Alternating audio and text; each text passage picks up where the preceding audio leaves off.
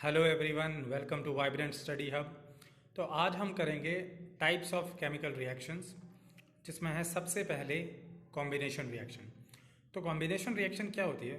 Combination reaction सबसे पहले हम डेफिनेशन करेंगे इसकी। तो combination reaction is such a reaction in which a single product is formed from two और मोर रिएक्टेंट्स। ठीक है, तो अब इसमें है क्या, देखो, जो कॉम्बिनेशन रिएक्शन होता है इसकी डेफिनेशन क्या कहती है, या ये क्या है कॉम्बिनेशन रिएक्शन, कि इसके अंदर क्या होता है, एक सिंगल प्रोडक्ट फॉर्म होता है टू और मोर रिएक्टेंट से। ठीक है, एक या एक से ज्यादा रिएक्टेंट मिलकर एक सिंगल प्रोडक्ट देते हैं। इसका मतलब ये है, जैसे कि आप यहाँ पे एग्जांपल देख सकते हैं, CaO प्लस H2O ये रिएक्टेंट है। ठीक है, ये दोनों रिएक्टेंट है, ये दोनों जब मिक्स होंगे या रिएक्ट करेंगे तो ये प्रोडक्ट में हमें CaOH होल ट्वाइस यानी कि स्लेट लाइम देंगे। ठीक है, तो दो रिएक्टेंट मिला के एक प्रोडक्ट बना, इसका मतलब ये बिल्कुल सेटिस्फाई कर रहा है कॉम्बिनेशन रिएक्शन की डेफिनेशन को। ठीक है, आप ध्यान से देख सकते हैं, CaO plus H2O goes to CaOH whole twice. ठीक है, और भी इसके कई सारे एग्जाम्पल हैं, जैसे कि एक बहुत अच्छा एग्जाम्पल है बर्निंग ऑफ कोल का। कोल क्या होता है? कोयला, हम जानते ही हैं, वो पूरा पूरा किससे बना होता है? कार्बन से। तो कार्बन प्लस ऑक्सीजन, यानी कि हम जब कोल को जलाते हैं तो ऑक्सीजन की प्रेजेंस आपको पता ही है, हर एक चीज़ जब भी हम केमिस्ट्री में लेते हैं या कोई भी चीज़ जलती है तो वो ऑक्सीजन के बिना जल ही नहीं सकती। ठीक है, ऑक्सीजन बहुत ही नेसेसरी है। तो कोल को जब हमने जलाया तो हम उसे ऑक्सीजन के साथ रिएक्ट कराएंगे। तो आपको पता ही है, जब हम कोल को बर्न करते हैं यानी कोयले को बर्न करते हैं तो कार्बन डाइऑक्साइड निकलती है। तो ये भी एक एग्जांपल है कॉम्बिनेशन रिएक्शन का। ठीक है, formation of water from H2 and O2, hydrogen gas और ऑक्सीजन गैस को जब हम मिलाएंगे तो हमें वाटर मिलता है। ये भी एक एग्जाम्पल है कॉम्बिनेशन रिएक्शन का। तो होप आपको कॉम्बिनेशन रिएक्शन समझ में आ गई हो। बाकी जब आप गो थ्रू करेंगे और एग्जाम्पल देखेंगे तो आपको और अच्छे से समझना आ जाएगा। देखिए, एग्ज़ाम में इससे रिलेटेड एक क्वेश्चन आ ही जाता है, आपको रिएक्शन दे देगा और बोलेगा कि right the type of the reaction. तो आपको रिएक्शन को देख के खुद पता लगाना है, ये कॉम्बिनेशन रिएक्शन है या डिकम्पोजिशन रिएक्शन है या डिस्प्लेसमेंट है या डबल डिस्प्लेसमेंट है, जो कि हम अब करेंगे डिकम्पोजिशन रिएक्शन। तो डिकम्पोजिशन रिएक्शन का मतलब क्या है? देखिए, डिकम्पोजिशन रिएक्शन क्या है? डिकम्पोजिशन, डिकम्पोजिशन का मतलब ही होता है डिकम्पोज होना या ब्रेक डाउन होना।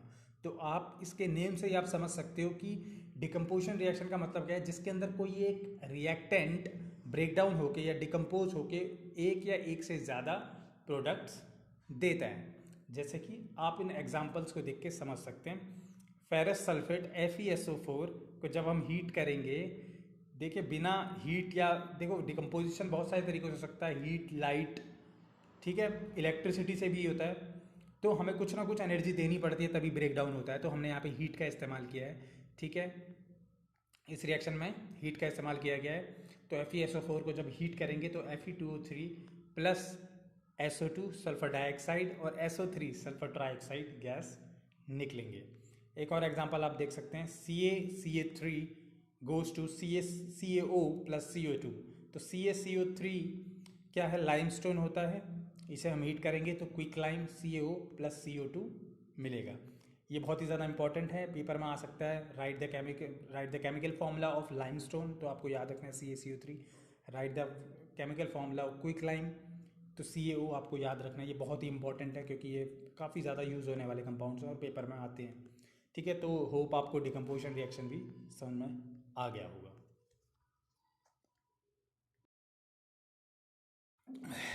तो तीसरी रिएक्शन है हमारी डिस्प्लेसमेंट रिएक्शन। देखिए, डिस्प्लेसमेंट रिएक्शन में क्या होता है, आप डिस्प्लेसमेंट रिएक्शन के नाम से ही आप देख सकते हैं, डिस्प्लेसमेंट मतलब इसके अंदर कोई एक चीज अपनी जगह से हट रही है। डिस्प्लेसमेंट ये फिजिक्स में भी आता था, डिस्प्लेसमेंट, तो ये मतलब कुछ एक जैसा ही है, कनेक्टेड है। तो डिस्प्लेसमेंट मतलब कोई एक चीज अपनी जगह से हट रही है, या ये कह लो कि इसके अंदर एक्चुअल में होता क्या है कि एक जो हाईली रिएक्टिव एलिमेंट होता है वो लेस रिएक्टिव एलिमेंट को डिस्प्लेस कर देता है, उसकी जगह खुद लग जाता है और उसको हटा देता है। तो इसीलिए हम कहते हैं कि डिस्प्लेसमेंट, डिस्प्लेस हो गया वो अपनी जगह से।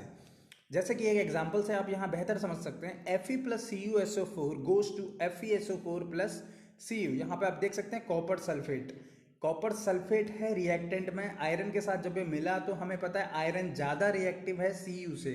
अगर आपको रिएक्टिविटी टेबल देखनी है तो आप इसी बुक के NCERT बुक के 3rd चैप्टर में आप देख सकते हैं, वहाँ पे रिएक्टिविटी टेबल पूरी की पूरी आपको दे रखी है। तो आपको याद करनी है, बड़ी आसानी से याद हो जाती है।